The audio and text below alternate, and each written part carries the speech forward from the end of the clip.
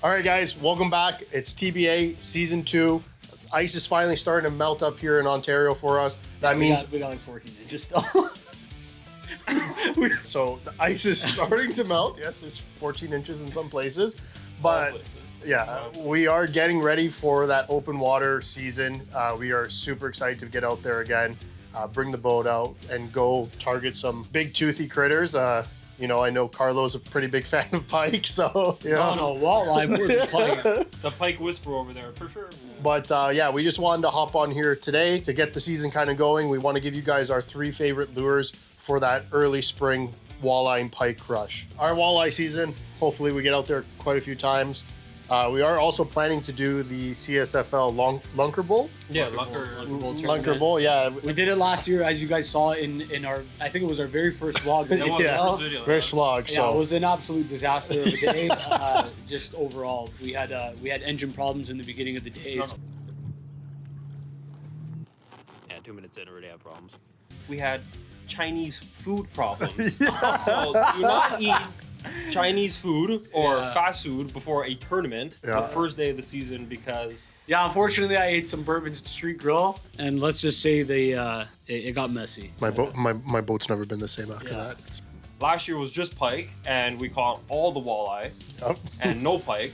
So this year is pike and walleye. And this year that means that we're gonna catch all pike. No, all bass. All probably. bass and no pike or walleye. But no, we're pretty amped about that. Well, Carl's actually been doing a lot of research about the walleye migration of the spawn. He'll be covering that in today's video as well. But dude, why? He's being serious. Come on, man. He's being serious.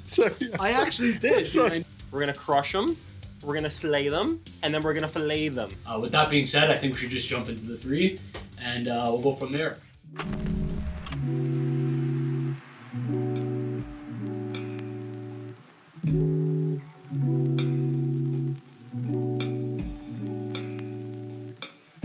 Now for the goody goods over here, boy. This is the juice. These are the boxes right here. This is the jerkbaits, buddies. This is what you throw. Now, I only throw one brand and one brand only. It's the Megabass Vision series. I'm not gonna sugarcoat it, that's what I throw.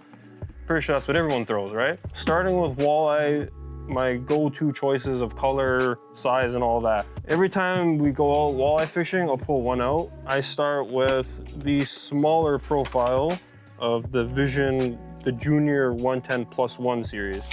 Our clown color jerkbait is kind of the staple for pike up here and walleye. So this is my go-to starter if I'm going out any day. This is what's tied on first.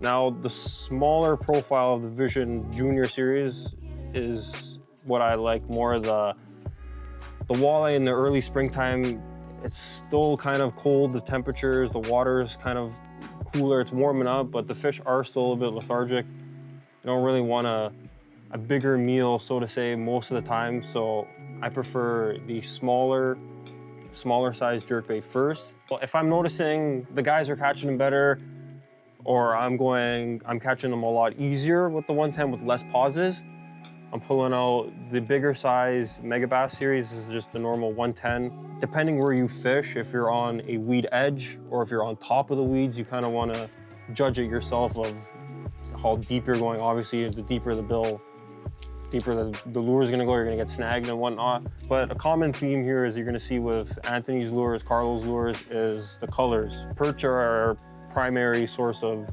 food here for the walleye, pike, all our fish here. So perch is our #1. So that black, that gold. And then the other one you're gonna see is the fire tiger, the red, the gold, the black. Those are pretty much our two staple colors of lures. And you really can't go wrong with any of them. Of course, just don't get all stuck up on one color lure. Try different things. We've caught them good on chartreuse before, a pink. I don't know, don't be afraid to broaden the horizon of colors, right?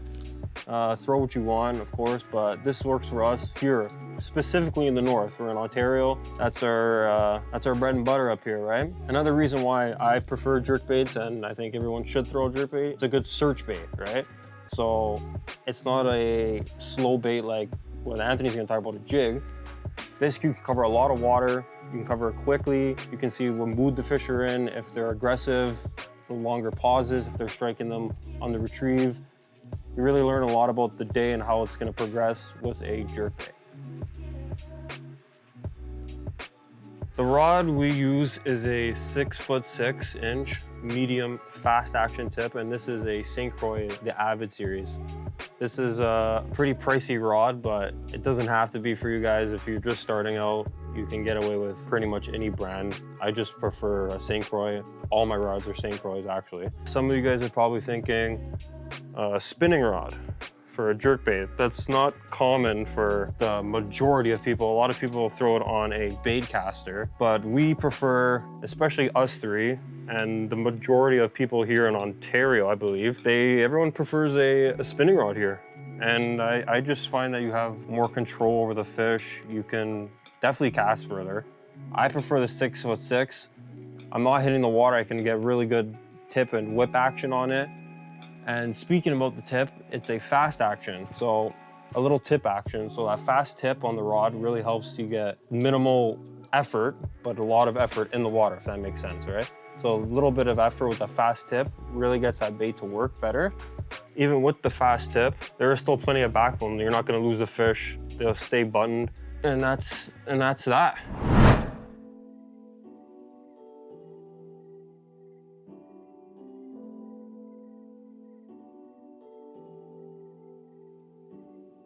All right, guys, my favorite bait for spring pike and walleye, and really you can use this all year round for, especially for walleye, is a bucktail jig. Now these ones here, I get them custom made by a buddy of mine, but you know, you can go to your local bait and tackle shop and really pick up any brand of a bucktail jig. One thing that you really want to look for though is that they have a good cover around where the bucktail is tied. So that way there's a nice glue so it holds true, and you can fish the same bucktail all day long. Now, these are primarily the three colors that you're gonna see me throw while I'm out on the lake, okay? And so basically, super sunny days, I'm usually gonna go with that black and blue. It's just something that I find that the walleye really pick up on easily. And then if it's kind of like a cloudier day, I may switch over to the red. And most importantly, match the hatch, guys. Black and yellow, it's always a staple in my book. Like Matt was mentioning before, perch predominant in all the lakes that we're fishing.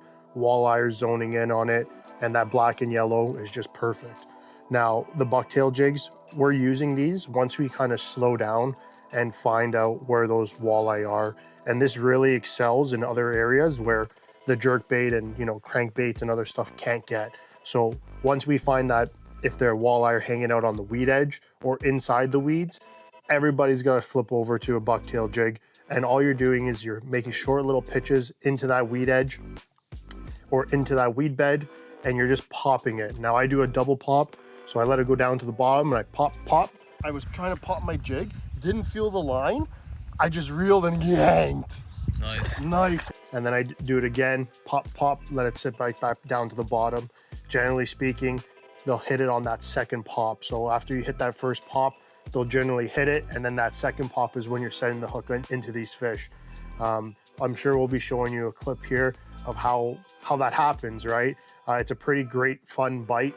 It takes some time to get used to that bite, but once you hone in on it, it's a fantastic, fun way, especially if those walleye are really lethargic and tucked away into those places where, you know, traditional walleye treble hook, with treble hook baits, like jerk baits, crankbaits, and other stuff like rattle traps can't get.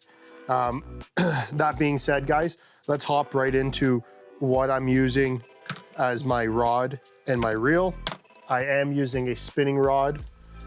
Again, this is a St. Croix. This is an Icon series. It actually is made for walleye fishing. You can use it for basically anything. This one here is a 6'6", but for bucktail jigs, you can go from a 6'6" to about a 7 foot. It all really depends on what your preference is. I prefer the 6'6" rod. I just like it because I find that I have more control over those fish because it's, like I said, short little pitches away from the boat. So I don't want a really long rod. I want something that's nice and short, but still has a nice, very sensitive, soft tip. So this is a 6'6" medium with a fast action tip. So it has a nice sensitive tip to give me a lot of nice bend. But again, once you set into those fish, It gets right into that backbone very quickly, pull those fish out of the weeds, pull them off the weed edge, and get them into the boat. I also do pair this with a Miravel Shimano reel.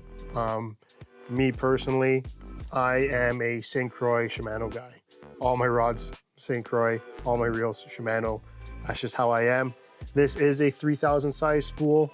The only reason I have it as a 3000 size spool is because once I'm kind of done fishing for walleye in the spring and it turns over to bass season, I do take the Miravel off and I put it onto one of my other spinning rods where I'm throwing jerk baits, and I do like that bigger size reel.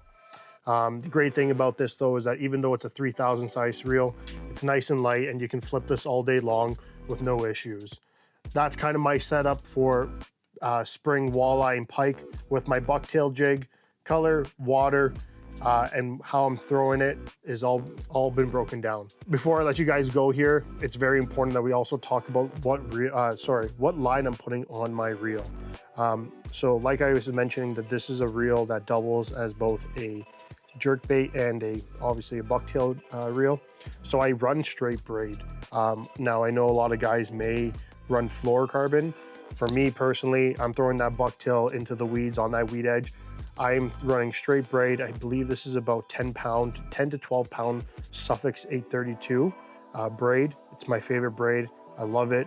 And it's very important all the time, whenever you guys are tying straight braid to any sort of application, I'm always tying a polymer knot with an overhand knot at the end, just as an OCD thing. But that way there's no slippage in the line and we can really pull those fish out of those weeds. All right, guys, that's my bucktail setup for spring walleye and pike. Let me know what you guys think. Let me know what you guys are using. Put it in the comment section down below. And if you guys, of course, have any questions, feel free to put them down there too.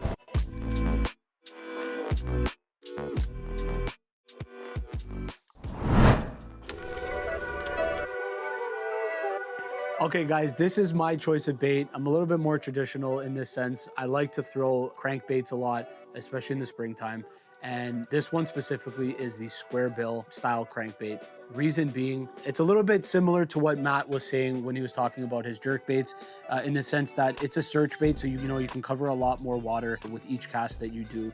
The only difference is if you're using a jerk bait and you notice that you're not getting those reactionary bites out of the fish from that, you can obviously switch over to this and do a little bit more of a slow, subtle retrieve, and hopefully that will be able to trigger a little bit more feeding action while you're using this. Now, in the case that this one specifically doesn't work, the square bill I'm talking about, if this one doesn't work and they need something even slower and you want to customize, the way that you're retrieving your bait, you can always switch over to something that I've also found a lot of success on, which is the lipless crankbait. Reason being is because you can fish this in multiple different depths and you can kind of fish it exactly how you want. So for example, if you cast it out, right, this one here, you're gonna cast and you're just gonna slow retrieve, you're gonna fast retrieve, you can do a little bit of pauses and whatnot. But this one, okay, you can pop it, you can let it sink, you kind of just yo-yo it back to the boat, and maybe this will trigger a different kind of bite. In the case that this one doesn't work, in the case that the jerkbait doesn't work. So this is basically why I have two different styles of crankbaits in my tackle box. They do fish a little bit differently, but if you use them properly, you'll definitely have good success this upcoming spring for walleye. Now, if we're gonna talk about my setup as the other guys did for theirs, I don't have it here right now, but I'll show you it in the B-roll. Basically, it's a 7 or 7.4. I like to go a little bit longer because for casting purposes, I like to get as far out as I can. But 7.4, medium or medium heavy. Again, it's also depending on the size of the bait that you're using as well. But yeah, 7.4, medium heavy, moderate fast action rod. And this I find the most success on using 10 pound to 12 pound max. It's very similar to what Matt said for the jerkbait. So 10 to 12 pound. Wouldn't go any further than that simply because we want to get the furthest casting distance in that regard. So yeah, and then I'll tie on a fluorocarbon leader just so, just eliminates a little bit of the visibility of the line. And that's how I find the most fish come in the boat when I use that specific setup. But yeah, other than that, I'm more of a traditional type of person. That's the way I fish. The way you guys saw is the way they fish.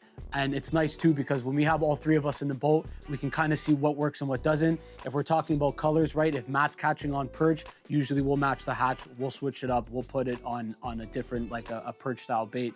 And usually I'll try to find specific baits that match the native feed for each lake, specifically in Ontario. So you want to make sure that you keep an eye on that when you're fishing. Always make sure to kind of see like what kind of trends is happening during the day and how they're feeding, what colors they're feeding on, where they're feeding, etc. That's pretty much it for my setup. And I hope you guys use this and use the other two guys' setups and fundamentals in your fishing endeavors this spring. And hopefully you guys will have good success. Besides everything else we just spoke about, I need you guys to do me a favor. We have to stop here for a second. Make sure you like, comment, subscribe. Let us know in the comments down below what you guys prefer to use for walleye spring fishing specifically. Maybe it's better than what we have. Maybe it's, you know what I mean? Maybe it's not. You know what I mean? Yeah, hey man, maybe it is, maybe it isn't. But other than that, yeah, make sure you guys like, comment, subscribe. We're gonna have a ton of content coming out this summer and throughout the entire year. A lot of camping, a lot of hunting, a lot of fishing. We're gonna be doing a lot of pro tournaments this year. Hopefully, we'll see. I'm fired up, baby. I'm fired up. Yeah. Let's go. That's it. And we did do a lot of upgrading to our filming equipment and stuff. So we're gonna bring you some more high quality stuff. So hopefully we can build this channel with you guys. Anyways, guys, that's it for this video. We hope to see you guys in the next one. And tight lines. Let's go warm up, boys.